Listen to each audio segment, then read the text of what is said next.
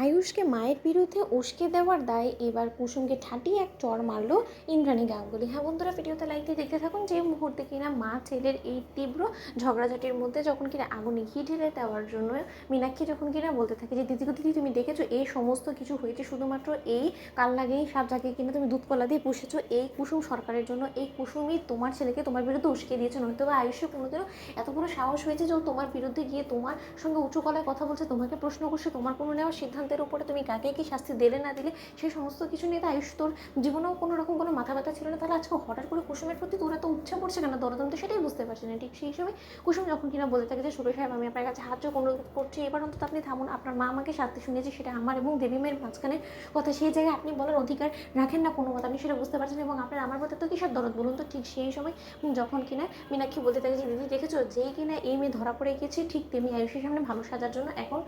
ও এমন সাজছে ভালো মানুষ, যেমন ও ভাজা মাছটা উঠে খেতে জানে না, ওর এই ভালো মানুষের উপরে একদম ধীরে ধীরে গলে যাও না। ঠিক সেই সময় ইন্দ্রাণী গাঙ্গুলি যখন কিনা কুসুমকে ঠাটিয়ে চর মেরে বলতে থাকে যে তুমি কি মনে করছো আমার ছেলেকে আমার বিরুদ্ধে তুমি মুশকে দিয়ে তুমি বাহুবা লুটে নিয়ে নিবে এবং আমার ছেলের চোখে তুমি ভালো হয়ে যাবে এবং ওর মাকে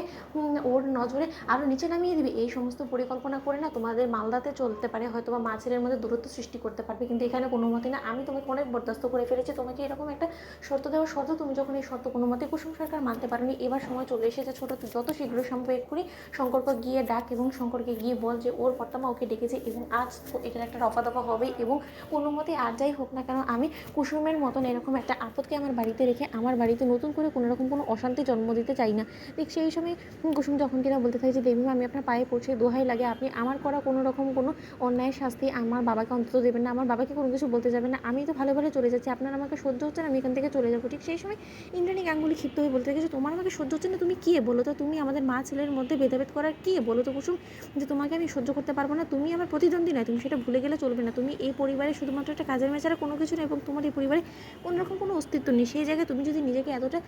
বড় করে দেখো সেটা তোমার ভুল। তুমি যদি মনে করে থাকো যে আয়ুষ তোমাকে এতটা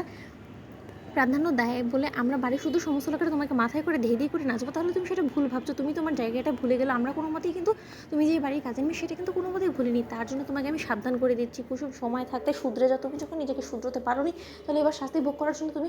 তৈরি হয়ে নাও। ঠিক সেই সময় এক পর্যায়ে যখন কিনা আয়ুষ বলতে থাকে যে কুসুম তুমি ওঠো, মায়ের পায়ে কেন পড়ছো তুমি বলো তো, মায়ের কাছে কেন তুমি ভিক্ষে চাইছো, শঙ্কর কাকাকে মা কী বলবে, আমিও দেখি, আমিও সামনে দাঁড়িয়ে আমি শুনতে চাই যে মা শঙ্কর কাকার কীভাবে কান ভাঙায়। ঠিক সেই সময় ইন্দ্রাণী গাঙ্গুলি বলতে থাকে আয়ুষ আমি শঙ্করের কান ভাঙাতে যাবো কেন বলো তো, ওর মেয়ে যে কুকীর্তিগুলো করে রেখেছে তোমার সঙ্গে প্রতিনিয়ত মেলামেশা করে তোমার বিরুদ্ধে